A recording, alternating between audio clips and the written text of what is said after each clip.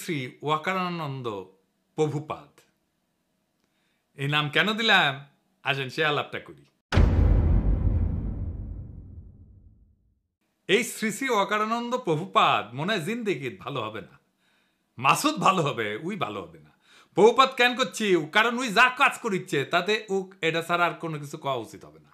ওয়াকারানন্দ প্রভুপাদ বাংলাদেশে ইন্ডিয়ার মূল চালিকা শক্তি হয়ে উঠছে, তার উপরে ভর করেছে ইন্ডিয়া। সে এখন ইন্ডিয়ার মূল প্লেয়ার বাংলাদেশে। তার উপরে ভর করিয়া ইন্ডিয়া কিছু করবে পারবে কিনা সেটা অন্য আলাপ, আমি আসিচ্ছি সে আলাপে। তার আগে দেখে নি কেন আমি তারে প্রভুপাত কইছি। ওয়াকারানন্দ গেছে রাশিয়ায়, তারপরে ক্রোয়েশিয়ায়। জানুয়ারিতে রাশিয়ান রাষ্ট্রদূত দেখা করেছিল, তাই গেছে রাশিয়ায়। রাশিয়া কেন আমরা হিন্দুস্তান টাইমসের শিরোনাম দেখি, লিখেছে হিন্দুস্তান টাইমস, অভ্যুত্থানের জল্পনার মধ্যে ভারতের বন্ধু দেশে বাংলাদেশি সেনাপ্রধান করলেন কাজ। এই কথার মধ্যে সবকিছু কয়া দিছে। তাহলে কি কাজ করতে গেছে ওইটি? আপনি যখন কারোর সাথে ঘুটু করতে যাবেন না, তখন তৃতীয় একটা দেশে যাবেন। এই তৃতীয় দেশটা হইতেছে রাশিয়া।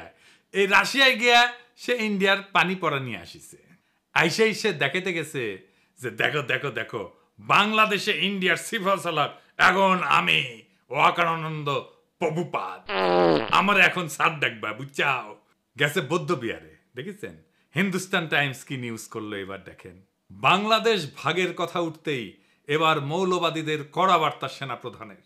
ওয়াকার বললেন, দেখেছাও। এরপরে এরপরে গেল পয়লা বৈশাখ করতে ঢাকেশ্বরী মন্দিরে। আর পাশে কে? এডিটর সাহেব দেখান, এই কিরে সন্তোষ শর্মা। হ্যাঁ, সন্তোষ শর্মা বাংলাদেশের রয়ের 1 নাম্বার লোক। বাংলাদেশে আলেমদের ইন্টারোগেশনের টাইমে হাজির থাকতো এই সন্তোষ শর্মা। শোনেন হারুন ইজাহারের কণ্ঠে। একটা নাম আমি বলতে চাই, আপনাদের সকলকে চিহ্নিত করে দিতে চাই। সে হচ্ছে এই একটা পত্রিকা ইদানিং খুব দেখা যায়, কালবেলা পত্রিকার সম্পাদক সন্তোষ শর্মা। সে সরাসরি ওই বিদেশি এই কান্ট্রির ম্যানেজারের পক্ষ থেকে, স্টেশন ম্যানেজারের পক্ষ থেকে সে সরাসরি আমাকে রিমান্ডে নির্যাতন করেছিল। সেজন্য ওই কালবেলা পত্রিকার সম্পাদক সন্তোষ এর বিরুদ্ধে ওর বিরুদ্ধে মামলা হতে হবে। এবং সে কিন্তু নিজেকে অনেক বিভিন্ন আড়াল দিয়ে সে নিজেকে আড়াল করার চেষ্টা করেছে।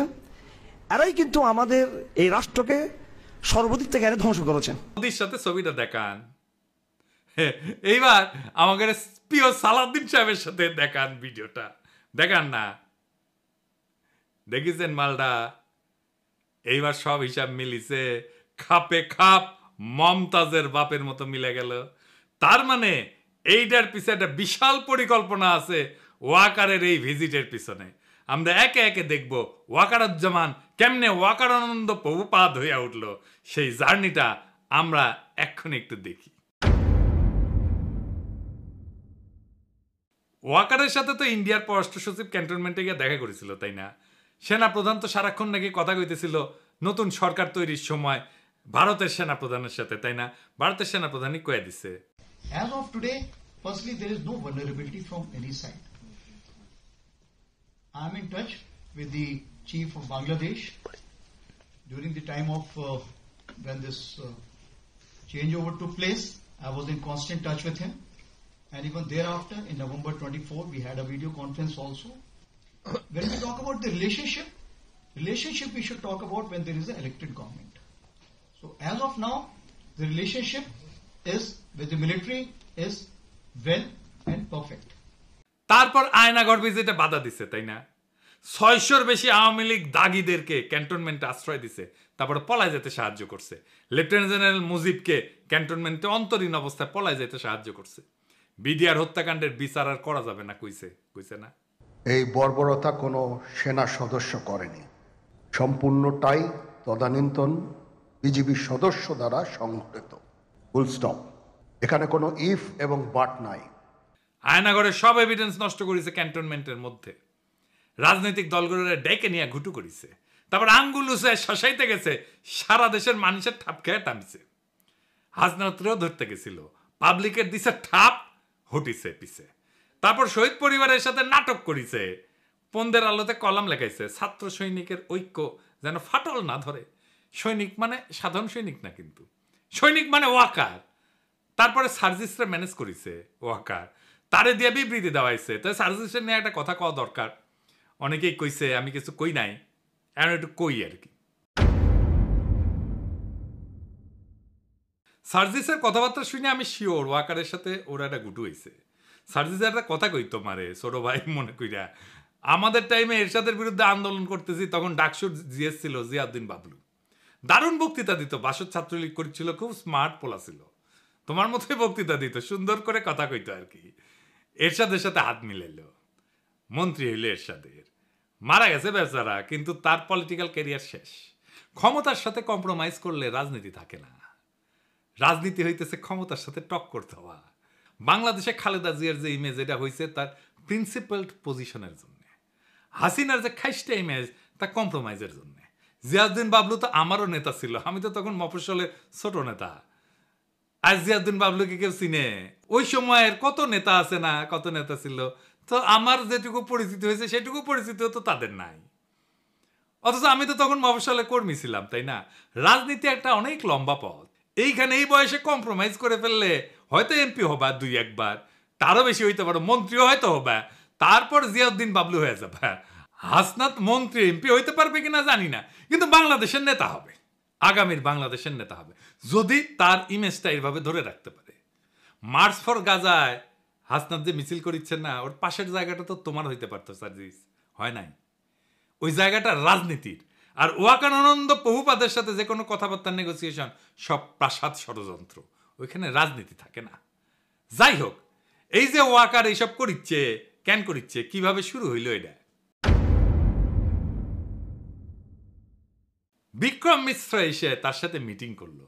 আসছিল বিক্রম মিশ্র বাংলাদেশে, তারপরে হাওয়া, ওর খোঁজ পাওয়া যাচ্ছে না কয়েক ঘন্টা। তারপরে দেখা গেল ওয়াকারের সাথে মিটিং করেছে, এবং এই মিটিং কোনো শিডিউলে করা মিটিং না, কোনো আগে থেকে ঠিক করা মিটিং না, হুট করে মিটিংটা কইরা চলে গেল। তারপরে খালেদা জিয়ার সাথে দেখা করলো ওয়াকার। এটাই হইতেছে মূল খেলা ঘোরানোর ইভেন্ট। এইখানেই ওয়াকার, বিএনপি আর ইন্ডিয়া তিনজন এক লাইনে আসে। ওয়াকার হইয়া ওঠে বাংলাদেশে ইন্ডিয়ার পিভট। মানে সাইকেলের চাকা দেখেছেন না তো, সাইকেলের চাকা স্পোক গুলা যে লেগে থাকে যে মাঝখানে, ওই যে ইয়ের কাছে, ওই গোল ইয়ের কাছে, ওটাই হইতেছে পিভট, বুঝছাও? তো বিএনপি তো এইটা পিভট হয়ে উঠছে ওয়াকার। বিএনপি ৭২-এর সংবিধান, মুক্তিযুদ্ধের চেতনার, অসাম্প্রদায়িকতার, আওয়ামী লীগ ন্যারেটিভ গুলো বলতে শুরু করছে না তারপর থেকে। তারপরে ওয়াকারের পৌরুষ জেগে ওঠে, সে হারকুলিস হইতেছে, রাওয়া ক্লাবে আঙ্গুল উঁচায় দাবরানি দেওয়ার চেষ্টা করে। ওই দাবরানি আমি একা দাঁড়ায় চ্যালেঞ্জ করেছিলাম। আমি বলেছিলাম, ওই আঙ্গুল আমরা চিনি, নামায় কথা বলো ওয়াকার। তারপরে তো হাসনাতের ঘটনা ঘটলো। আমরা যখন পাল্টা দাবরানি দিলাম, তখন তারেক রহমান ওয়াকারের পিছে দাঁড়াইলো, বলল সেনাবাহিনীকে বিতর্কিত করার চেষ্টা হচ্ছে। ওয়াকার কি সেনাবাহিনী নাকি একজন ব্যক্তি? তারেক রহমানের ওয়াকারকে কেন সেভ করতে নামতে হইল? ওয়াকার তো নিজেই বিতর্কিত কাজ করতেছে, একটা দুইটা না, অসংখ্য। বিক্রম মিশ্র হাওয়া হয়ে গেল কয়েক ঘন্টার জন্য, তারপরে জানা গেল ওয়াকারের সাথে মিটিং। একটা রেসপন্সিবল রাজনৈতিক দল হিসেবে তো তারেক রহমানের ওয়াকারকে প্রশ্ন করা উচিত ছিল, বিক্রম মিশ্রের সাথে কি আলাপ, কি কথা তাহার শোনে। এই মিটিং তো শিডিউলের বাইরে ছিল। শয়তানির পর শয়তানি করে যাবে, কিছু কওয়া যাবে না, বললেই সেটা সেনাবাহিনীর বিতর্কিত করার চেষ্টা হবে। বাহ, খুব মজা, আমি যার আমি করবো, আমাকে কেউ কিছু কইতে পারবে না। কি চমৎকার ইনডেমনিটি। যাই হোক, ওয়াকারকে দিয়া ইন্ডিয়া কি অ্যাচিভ করাইতে চায়? প্রথম, হাসিনার বিচার যেন বন্ধ করতে পারে। ২ নাম্বার, আওয়ামী লীগকে যেন নির্বাচন করতে দেওয়া হয়, সেজন্য ওয়াকার ইনক্লুসিভ নির্বাচনের কথা কয়। ৩ নাম্বার, আওয়ামী লীগ যেন পুনর্বাসিত হয়। এই জন্য ওয়াকার যত নড়াচড়া করবে, ততই রাজপথে আওয়ামী লীগের মিছিল বেরোবে, বড় হইতে থাকবে এই মিছিল। ওর বাসায় যে আগুন দেবে। আর ফাইনালি আওয়ামী লীগকে যদি ফেরানো নাই যায়, তাইলে আওয়ামী লীগ ইন্ডিয়ার হইয়া যে রোলটা প্লে করেছিল, সেটা যেন বিএনপি করে, আবার যেন ইন্ডিয়ান রাজত্ব কায়েম হয় বাংলাদেশে। তো ওয়াকার করে দিয়া কি আবার রাজত্ব কায়েম করতে পারবে ইন্ডিয়া? স্বপ্নে পারতে পারে, স্বপ্নে তো কত কিছুই খাওয়া যায়। 1/11 আমেরিকায় কু করাইছিল না, তারপরে বাংলাদেশকে তুলে দিছিল ইন্ডিয়ার হাতে। ইন্ডিয়ার নিজের একার কিন্তু হ্যাডম হয় নাই বাংলাদেশের উপরে দখলদারি কায়েম করার। ইন্ডিয়ার বাপেরও সাধ্য নাই বাংলাদেশে আবার দখলদারি কায়েম করে, বরং ওয়াকার, বিএনপি আর ইন্ডিয়ার এই অশুভ মৈত্রী পরাজিত হবে। এটাই ইতিহাসের নিয়তি। বাংলাদেশে এক গুরুত্বপূর্ণ সন্ধিক্ষণে দাঁড়ায় আছে।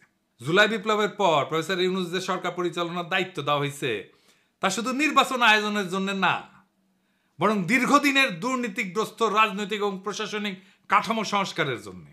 টাইম ম্যাগাজিন তাদের দুনিয়ার সবচাইতে প্রভাবশালী ব্যক্তিত্ব বলে স্বীকৃতি দিছে। এই মানুষটার লিডারশিপে আমরা সমস্ত ষড়যন্ত্রের জাল ছিন্ন করে আগায় যাব। এই সময়টা একটা বিরল সুযোগ আমাদের রাষ্ট্রকে পুনর্গঠন করার। কিন্তু এই রাজনৈতিক দলগুলা প্রয়োজনে সময় দিচ্ছে না, সাহায্য করতেছে না, তড়িঘড়ি করে নির্বাচন নির্বাচন নির্বাচন কইরা মাথা খারাপ করে দিছে। এই তড়িঘড়ির নির্বাচন করলে আগের যে সিস্টেম ছিল সেটাই থাকবে, কিছুই বদলাবে না। আবার ফিরে আসবে সেই ফ্যাসিবাদ, আবার ফিরে আসবে সেই স্বৈরাচার। বারবার দেখতেছেন না, বারবার রক্ত দেওয়া লাগতেছে, বারবার লড়াই সংগ্রাম করতে হচ্ছে, ওই একই জিনিস আবারও থাকবে যদি আমরা এবার কিছু করতে না পারি। তাই এখন এই সিস্টেমে ব্যবস্থা পরিবর্তনের সময় শুধু নেতৃত্বের পরিবর্তন না, ইতিহাসের প্রত্যেকটা বাঁকে আমরা দেখছি যখন দেশপ্রেমিক জনতা একত্র হয় তখন কোনো ষড়যন্ত্রই টেকে না, কোনো চক্রান্তই সফল হয় না। ওয়াকার, বিএনপি বা ইন্ডিয়া যেই হোক, যদি তারা জাতির স্বপ্ন, শহীদের আত্মত্যাগ আর জনগণের আশা আকাঙ্ক্ষার সাথে সংঘাতে আসে, তাহলে ইতিহাস তাদের জায়গা করে দেবে ব্যর্থতা আর তিরস্কারের পাতায়। সামনে অন্ধকার আছে, কিন্তু আলোও কাছেই। প্রয়োজন শুধু দিক ঠিক করা আর পা বাড়ানো। আমরা অবিচলভাবে সেই পথে আগায় যাব, কেউ আমাদের রুখতে পারবে না। নতুন বাংলাদেশ আমরা গড়বই, দ্বিতীয় স্বাধীনতাকে আমরা পরাজিত হতে দেব না।